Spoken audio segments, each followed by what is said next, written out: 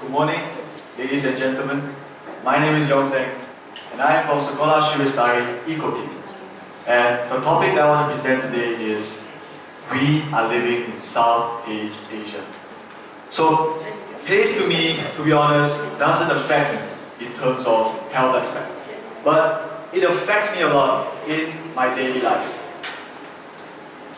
It affects me a lot in my daily life. Because I like to just cycle around my garden almost every day. And I remember one time when I was 14 years old. I was bored at home and decided to cycle out. And during the Haze season, so I wore face mask, sunglasses, hat, long sleeve shirt, long pants. It looks a little something like this. I was about to enter a highly toxic zone. And that's true. Because we are now living under a highly toxic zone right now. Not just us here, but about 30 million Malaysians are living in a highly toxic zone right now. And I also heard that there are people that die due to the haze. And I feel very sad and angry at the same time, because the dead are mostly children. Because of the haze, the world has lost some of our young leaders of the future. A primary student from Riyadh died from the haze due to respiratory failure, and there are two other children, 15 years old and 2 years old, passed away in Jambi. So, today we will be discussing together as a team. This is a platform for us to solve problems.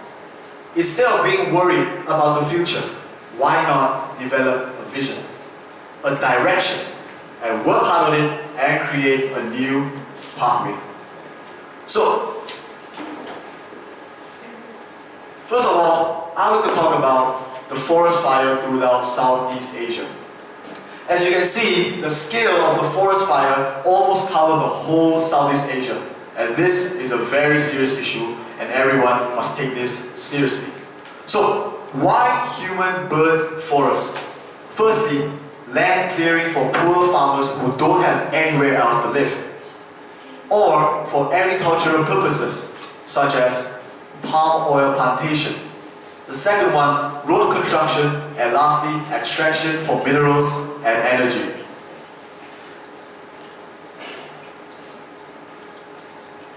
So, after explaining of why humans burn forests, let's get to the main point. What is haze? Haze consists of smoke, dust, moisture, vapor that is suspended in the air to impair visibility. It is also to be said transboundary if its density and level of extent is so great that it remains measurable when it arrives at other countries' airspace. Before I continue how we can combat the issue of haze, let's look back on Malaysia haze situation on 2015. API recordings were recorded in 24 areas in the states of Sarawak, Selangor, Langkawi, and Kedah being the worst hit by the haze. The Education Ministry stated all schools have to close if the API surpassed 200. As a result, on 15th of December, schools in the 4 states of Sarawak, Selangor, Negeri Sembilan, Melaka, together with KL and Putrajaya, were ordered to close temporarily. Until 20th of October, around 1.9 million students from about 3,000 schools were ordered to close temporarily. And on 22nd of October, it increased to 2.6 million from about 4,000 schools were affected. On 3rd of October, the officials decided to cancel the Standard Chartered KL Marathon due to the worsening haze. Flights were also delayed in the east coast of Sabah due to the continuous haze in Kalimantan. So, as everyone can see now, haze does not only affect the health aspect. Everyone knows that haze affects us in terms of health. But as the haze now happens every year in a frequent rate, people have started to not only focus on the health aspect. Instead, they are slowly tilting towards the business side. So let's take a deep look at the business aspect. SME, small medium enterprises, contributed 35.9% in GDP, gross domestic product, in Malaysia. In terms of value, the constant GDP price are 396.6 billion ringgit. Due to the haze, it has caused 30% loss. So in numbers, the total of SME loss in Malaysia is about 118 billion ringgit. So, why are people losing money? Simple. People won't even want to go outdoors, so customer flow decrease. It affects almost every sector, but the biggest victim will be tourism. I'll give you an example. A water sports company in Singapore, Adventure Paddlers, had said that more than 60 people have cancelled their bookings just in 2 weeks' time. This has resulted in a 60% revenue dip last year. Apart from business losses, the haze has also worsened the diplomatic relation between neighboring countries due to the pollution to their respective countries. Last year, a Singapore politician has made a statement to the Indonesian government. Shocking statements made, this is what he said. Shocking statements made at senior levels from Indonesia with a complete disregard for our people and their own. How is it possible for senior people in government to issue such statements without any regard?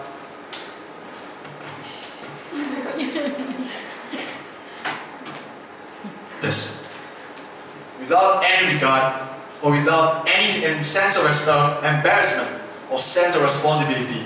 And Indonesian government replied, look at how long they have enjoyed fresh air from our green environment and forests when there were no future. Could be months. Are they grateful? But when forest fire occurs, the month at the most, haze pollutes their regions. So why should there be an apology? So, because of the haze, the two countries, Singapore and Indonesia, relations have worsened because of the haze.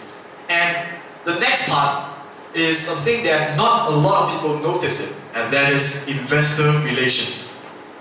Because the confidence of investor came from the government ability to tackle complex challenges.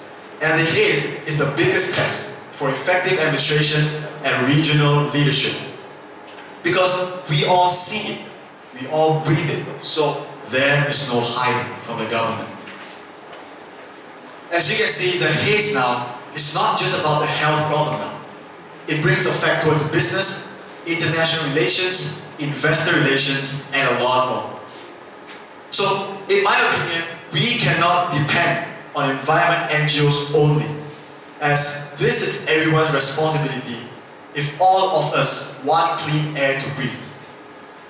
We must ensure corporations, big or small, embassies and governmental agencies to work together with the people to ensure this problem can be solved. I've seen how local government efforts to go down to the drain, but it is not supported by the people. They are lacking of manpower and resources. So, support from us is extremely important.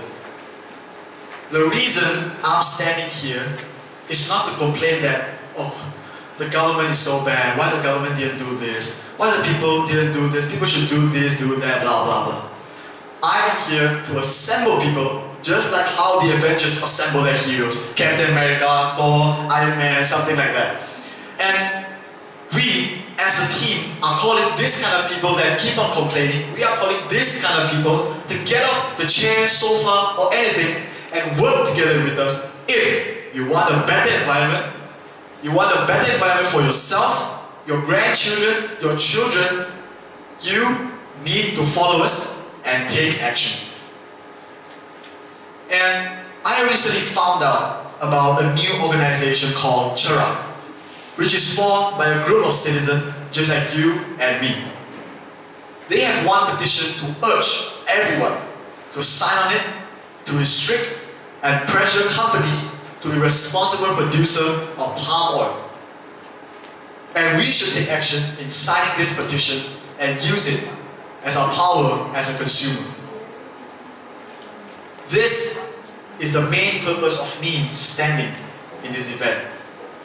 I'm here to make my voice to be heard, to ask you all to help the environment, or should I say, help ourselves. We all only can achieve this. We only can achieve this when we are acting as a team. Don't lose hope. Never lose hope. The future is always bright. Thank you and have a nice day.